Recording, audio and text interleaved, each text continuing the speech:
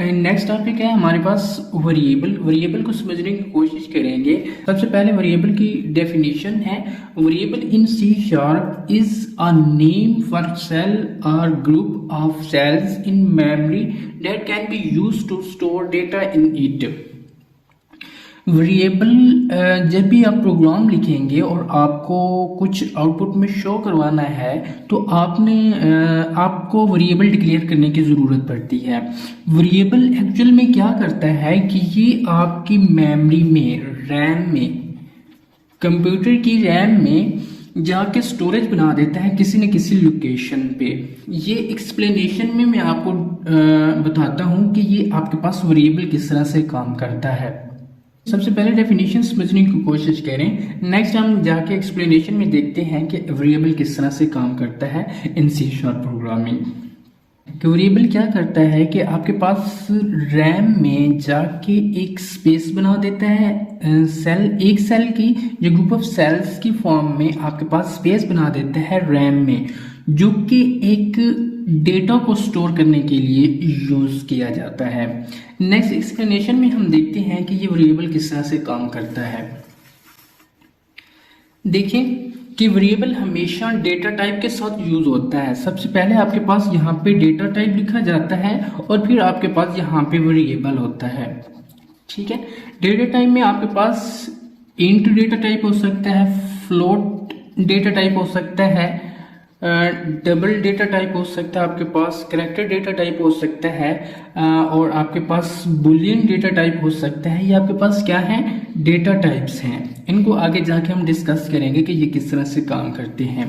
और यहाँ पे आपने वेरिएबल का नेम लिखना होता है। वेरिएबल का नेम आप कुछ भी दे सकते हैं, लेकिन उसके कुछ रूल्स हैं। ठीक है, उन रूल्स की बेस पे आपने वेरिएबल का नेम देना होता है। ये हम नेक्स्ट जाके देखते हैं कि इनके रूल्स क्या हैं। ठीक है, अब देखो कि वेरिएबल किस तरह से काम करता है। वेरिएबल ऐसे ही काम करता है कि आपके पास एक बास्केट है, ठीक है, एक बास्केट है, ठीक है, इसमें आपने एप्पल्स स्टोर करने हैं। ठीक है, एप्पल स्टोर करने हैं। एप्पल्स आप यहां पे स्टोर करते हो, ठीक है, कहां पे, बॉटम में। अब देखो यहाँ पे आपने एप्पल स्टोर किए बॉटम में। अब बॉटम क्या है, आपके पास एक लोकेशन है।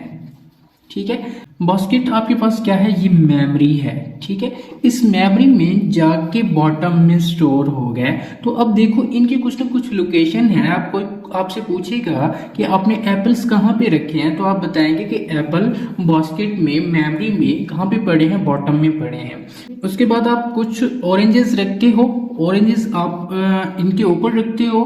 ठीक है, उनकी भी कुछ ना कुछ लोकेशन होगी कि एप्पल्स के ऊपर आपके पास क्या है, ऑरेंजेस हैं। तो ये वेरिएबल एज आपके पास लोकेशन, जो मेमोरी में लोकेशन होती है आपके पास 1001, 1002, इस तरह समथिंग, इस तरह आपके पास लोकेशन होगी। ठीक है, और ये किसी न किसी लोकेशन में जाके आपके क्या करते हैं, आपका डेटा स्टोर करते हैं। वो डेटा आपका इंटीजर फॉर्म में भी हो सकता है, फ्लोटिंग फॉर्म में भी हो सकता है, डबल फॉर्म में भी हो सकता है, कैरेक्टर या बुलियन फॉर्म में भी हो सकता है, किसी फॉर्म में भी आपका डेटा हो सकता है। उस डेटा को मेमोरी की किसी लोकेशन में जाके स्टोर करते हैं। ये वेरिएबल का काम होता है। जब भी आप एक प्रोग्राम लिखते हो, प्रोग्राम में आपके पास वेरिएबल सबसे पहले आपने डिक्लेयर करना होता है। वो कैसे डिक्लेयर करना होता है, उसके कुछ ना कुछ रूल्स हैं, वो हम आगे जाके डिस्कस करते हैं।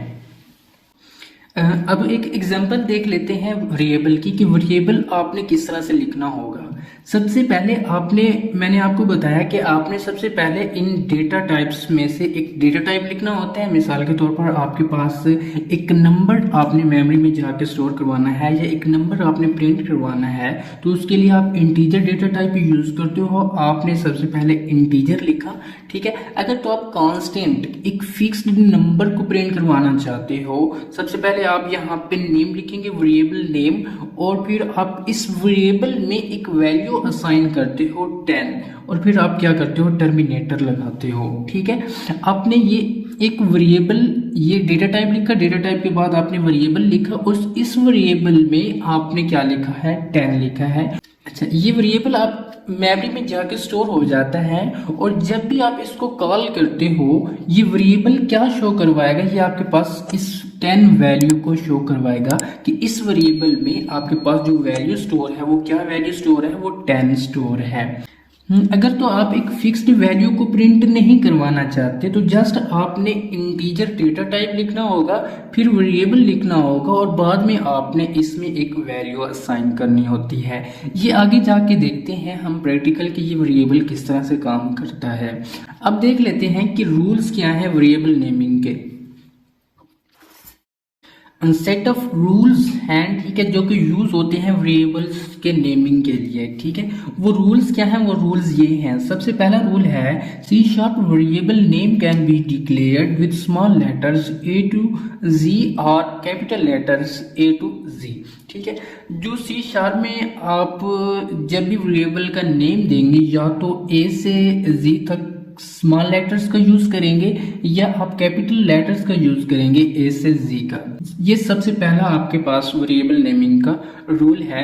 मीन्स के आप इंट लिखते हो, इंट में आप एम लिखते हो, ये आपने डिक्लेयर किया तो या तो आप ये स्मॉल लेटर यूज करेंगे या इंट एम कैपिटल लेटर यूज करेंगे। इस तरह से आप एक वेरिएबल डिक्लेयर कर सकते हैं। नेक्स्ट पॉइंट है कि variable declaration can not be started with 0 to 9 digits. आप 0 से 9 तक डिजिट्स का यूज नहीं कर सकते एज अ वेरिएबल नेमिंग। क्या मतलब, आप इंट 9 इस तरह से वेरिएबल डिक्लेयर नहीं कर सकते, इंट 3 इस तरह से आप वेरिएबल डिक्लेयर नहीं कर सकते। वेरिएबल नेमिंग का एक रूल है कि आप डिजिट्स से वेरिएबल के नेम को स्टार्ट नहीं कर सकते। Can use 0 to 9 digits but underscore will be used before them. आप 0 से लेकर 9 तक डिजिट्स का यूज कर सकते हैं, लेकिन इनसे पहले आपने अंडरस्कोर लगाना होगा। अंडरस्कोर लगाया और फिर आपने 9 का यूज किया तो देन आप इस डिजिट्स का यूज कर सकते हैं, अदरवाइज इनको यूज नहीं कर सकते। अगर आपने अंडरस्कोर 3 लगाया फिर आप इसको यूज कर सकते हो, अदरवाइज इसको यूज नहीं कर सकते। नेक्स्ट पॉइंट है blank space can not be used as variable name. आपके पास ब्लैंक स्पेस यूज नहीं होती। समटाइम इस तरह होता है कि आप इंट लिखते हो माय नेम, ठीक है, इस तरह से आपने वेरिएबल डिक्लेयर किया तो आप इस तरह से वेरिएबल डिक्लेयर नहीं कर सकते। आप इस वेरिएबल को इस तरह से डिक्लेयर करेंगे कि इसमें आप स्पेस नहीं दे सकते। आप इंट माय नेम लिखा तो माय नेम को आप एक साथ लिखेंगे या इनके दरमियान में आप अंडरस्कोर का यूज करेंगे, देन आप इनको यूज कर सकते हो, ठीक है।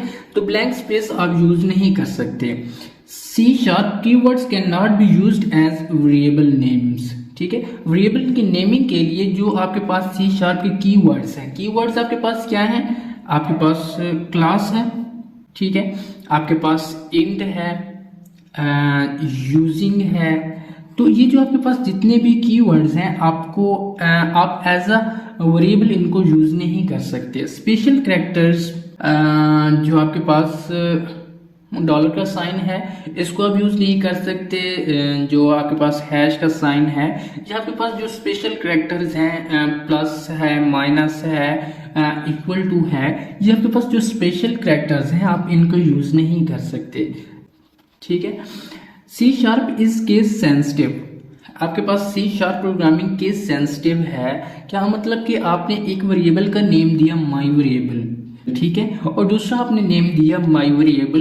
तो माई वेरिएबल देखो आप यहाँ पे भी और यहाँ पे भी दोनों की स्पेलिंग सेम है, तो ये आपके पास जो कंपाइलर है एक वेरिएबल डिक्लेयर नहीं करेगा, ये आपके पास एक डिफरेंट वेरिएबल 1 डिक्लेयर करेगा और इसको वेरिएबल 2 डिक्लेयर करेगा। तो ये जो 2 वेरिएबल आपके पास डिक्लेयर होंगे ये 2 डिफरेंट वेरिएबल डिक्लेयर आपके पास होंगे।